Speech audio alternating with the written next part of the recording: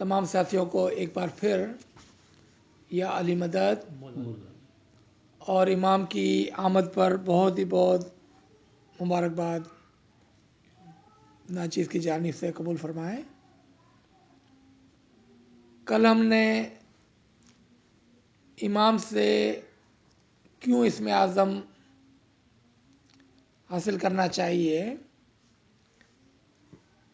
اور ان لوگوں کے لیے کہ جو یہ کہتے ہیں کہ ہم تیار نہیں ہیں،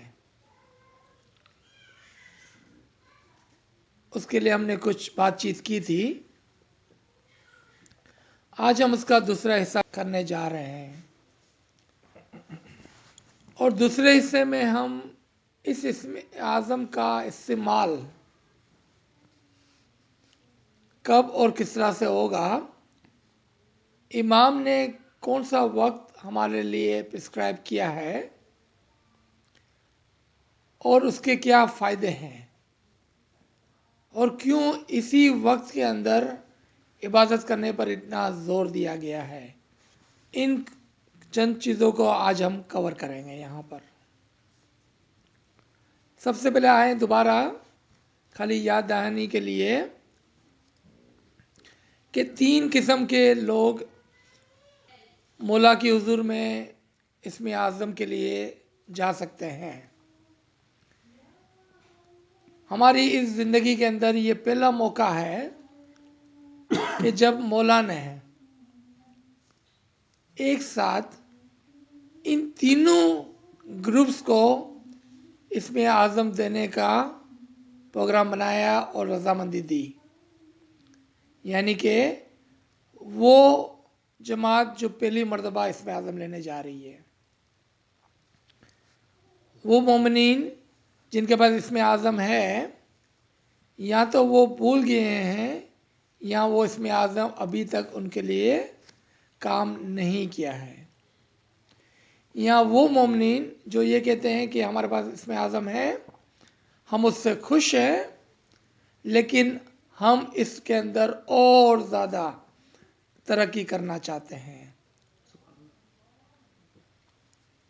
یہ تینوں گروپ پہلی مرتبہ ایک ساتھ امام کے حضور میں جائیں گے اور ایک ہی اسم اعظم ان تینوں کے لیے ہوگا،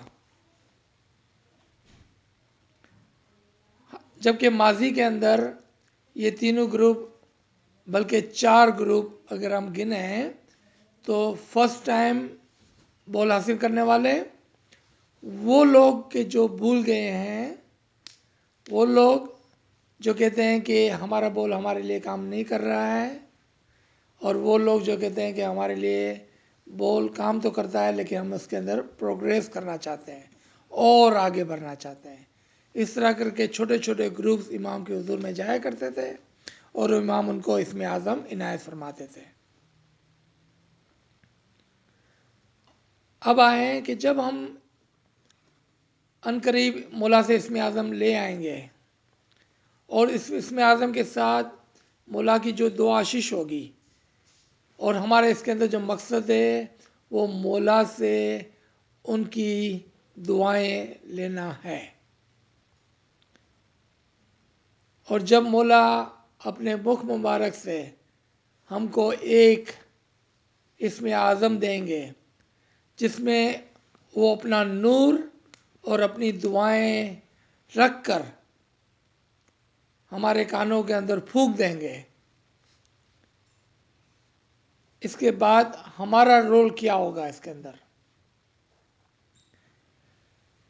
آپ یاد رکھیں کہ ہر چیز ایک سیڑھی کے اوپر ہوتی ہے، یعنی کہ آہستہ آہستہ اوپر جانے کی بات ہے۔ مولا کا سلطان محمد شاہ کا ہماری جانب سے امام سے فدا ہو ایک فرمان ہے کہ علم والی روح درجہ بدرجہ ترقی کرتی ہے، تو یہ بات درست ہوگی کہ جن کے پاس اسم اعظم ہے اس کی روح بھی درجہ بدرجہ ترقی کریں گی، اور ہم دیکھیں کہ ہر طریقے کے اندر ہر چیز ایک سیڑھی کے اوپر ہے۔ ایک پروگریشن کی طرف جاتی ہے ہر چیز.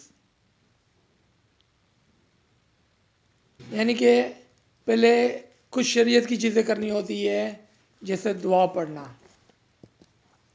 پھر عبادت آتی ہے اس کے اوپر.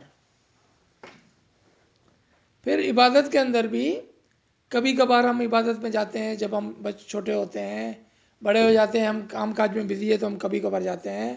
پھر آج سے ہم اس کی ہیبٹ بنا کر زیادہ سے زیادہ جانے کی کوشش کرتے ہیں. اسٹیپ بائی اسٹیپ ہم آگے بڑھنے کی کوشش کرتے ہیں. کہیں پر بھی مولا نے یہ نہیں فرمایا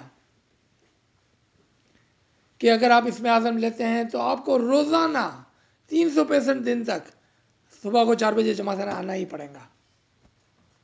ہاں، مولا کی خواہش آپ آئیں، لیکن یہ کنڈیشن نہیں ہے، یہ زبردستی نہیں ہے. کیوں کہ یہ محبت کا، عشق کا سودا ہے. آپ اپنی خوشی سے، اپنی مرضی سے اگر روزانہ جانا چاہتے ہیں تو بہت اچھا ہے. ہم دیکھیں گے کہ کچھ لوگ ہیں جن کے پاس اسم اعظم نہیں بھی ہوتا ہے تو بھی وہ روزانہ صبح کو اپنی مرضی سے، اپنی خوشی سے جماعت میں آتے ہیں اور عبادت میں شامل ہوتے ہیں. اور کچھ لوگ اسم اعظم ہونے کے باوجود بھی بیت الخیال کے اندر یعنی کہ وقت کے اوپر نہیں آتے ہیں. کچھ لوگ 15 منٹ کے لیے آتے ہیں، کچھ لوگ آدھے گھنٹے کے لیے آتے ہیں، کچھ لوگ پونے گھنٹے کے لیے آتے ہیں، کچھ لوگ آ کر صرف باہر کھڑے رہ کر چائے پیتے ہیں. آپ نے دیکھا کہ یہاں پر کوئی بھی ہمارے طریقے کے اندر زور زبردستی نہیں ہے. اگر آپ کو کوئی کہتا ہے کہ آپ اسم اعظم نہ لو اگر آپ صبح کو نہیں آ سکتے ہو، تو یہ ان کی نادانی ہے.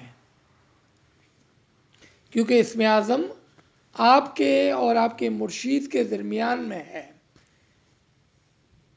آپ کا پیار امام کی طرف اور امام کا پیار آپ کی طرف، یہ اسم اعظم کے ذریعے سے، ایک لنک کے ذریعے سے ایک دوسرے کی طرف کام کرتا ہے. یہ عشق کا سودا ہے، نہ کہ زبردستی کا. آئیں دوبارہ، جب ہم اسم اعظم لے کر امام سے آئیں گے تو ایسا نہیں ہے کہ آج ہم کو اسم اعظم ملا اور کل ہم نے اپنی مشین آن کی اور ہم عبادت میں بیٹھ گئے اور ہم نے اسم اعظم پڑھنا شروع کر دیا. یاد کریں مولا کے اس فرمان کو کہ ہم انسان ہیں، ہم مشین نہیں ہیں کہ جب اس کو آن کیا تو وہ آن ہو گئی، جب اس کو آف کیا تو آف ہو گئی. نہیں، اس طرح سے نہیں ہے. آپ پہلے 5 منٹ کے لیے کوشش کریں گے، 10 منٹ کے لیے کوشش کریں گے، آدھے گھنٹے کے لیے کوشش کریں گے. چونکہ ہم انسان کریچر آف ہیبٹس ہیں، یعنی کہ ہماری عادتیں ہیں، اور اگر ہم عادت ڈالتے ہیں عبادت کی اور اگر ہم عادت ڈالتے ہیں صبح کو اٹھنے کی تو آج سے یہ عادت ہمارے اندر آ جائیں گی.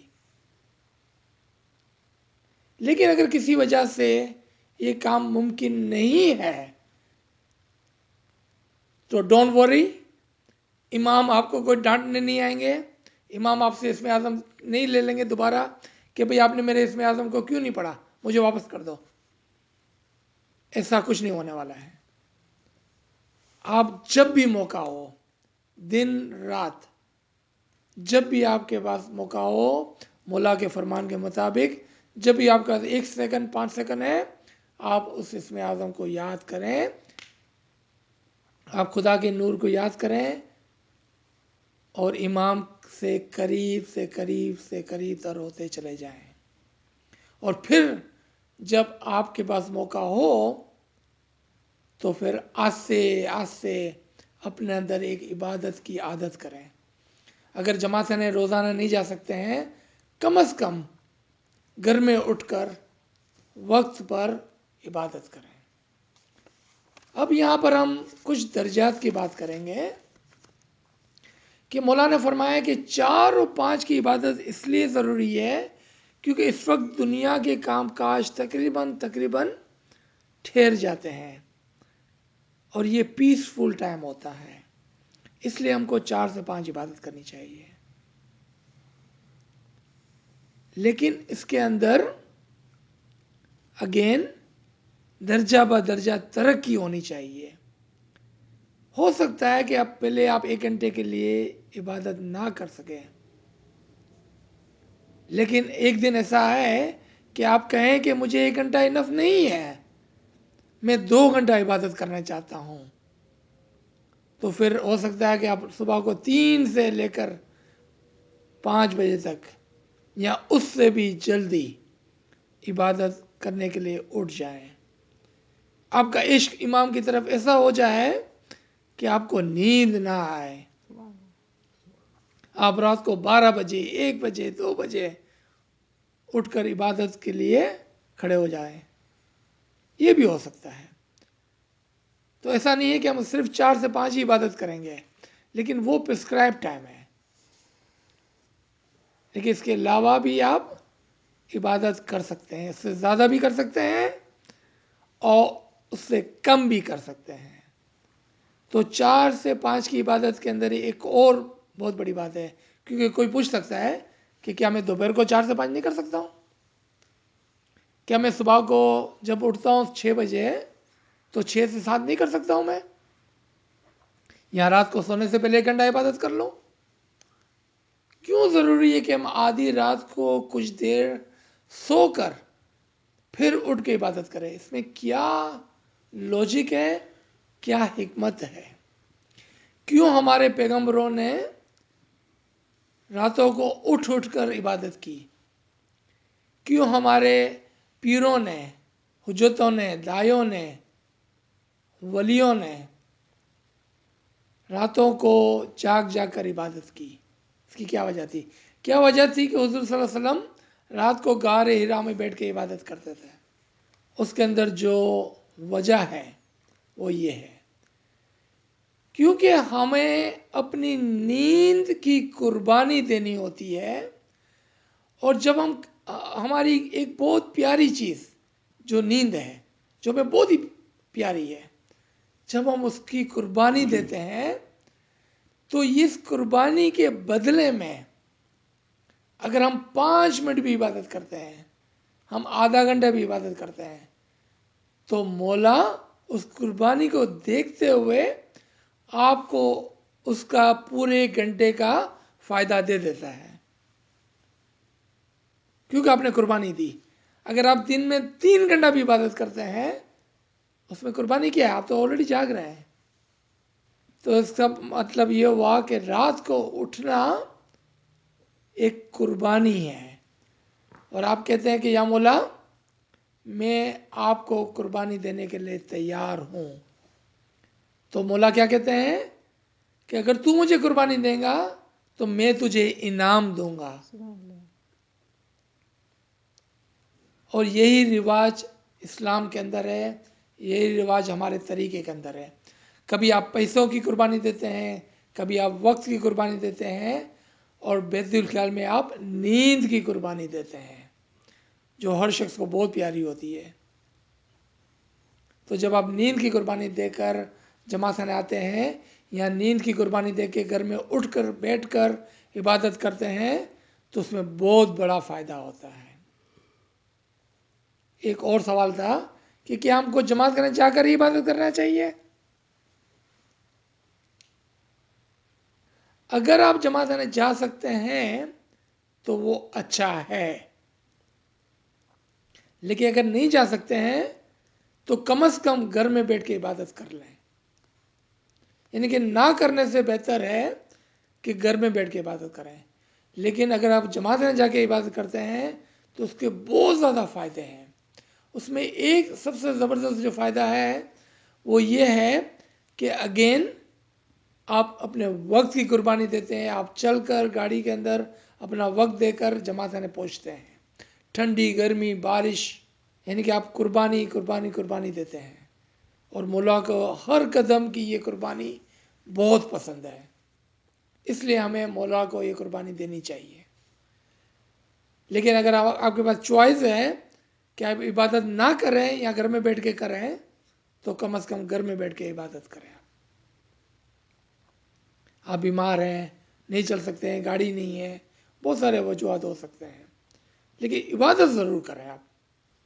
دوسرا فائدہ جماعت میں جا کر عبادت کرنے کا یہ ہے کہ چونکہ ہم کہتے ہیں کہ ہم عاجز ہیں، ہم کمزور ہیں، ہم میں وہ طاقت نہیں ہے کہ جس طاقت سے ہم اسم اعظم کو پڑھیں اور عبادت کریں، تو وہاں پر بہت سارے مومنین ہوتے ہیں کہ جس کی عبادت سے آپ فائدہ اٹھا سکتے ہیں. یعنی کہ جب آپ ان مومنین کے ساتھ بیٹھتے ہیں کہ جو اچھی عبادت کرنے والے ہیں تو ان کے نور کے چھینٹے آپ پر بھی پڑتے ہیں اور ان کی عبادت کا فائدہ آپ کو بھی ہوتا ہے. اس لیے مل بیٹھ کر اچھے مومنین کے ساتھ جماعت خانے میں جا کر عبادت کرنی چاہیے. اب ان سب باتوں کے بعد آخر میں ہم یہ دیکھ لیں کہ اس میں سے کوئی بھی ٹھوس شرط نہیں ہے، یعنی کہ یہ کنڈیشن نہیں ہے کہ اگر اس کے علاوہ آپ اور کچھ نہیں کر سکتے ہیں. آپ کے لیے کیا آسانی ہے؟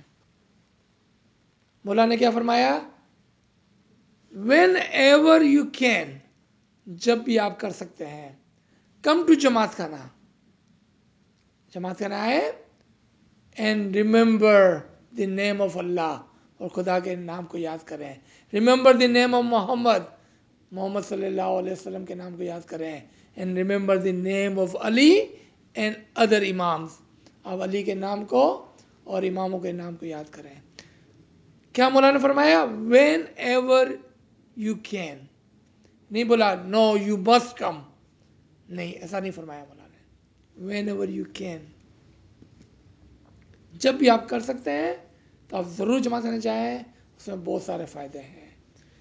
اچھا، آخر میں ہم اس بات سے اس کو ختم کریں گے، اور اس کے بعد اگر کوئی سوالات ہو تو ضرور آپ پوچھیں کہ اسم اعظم کیا ہم دن میں بھی پڑھ سکتے ہیں؟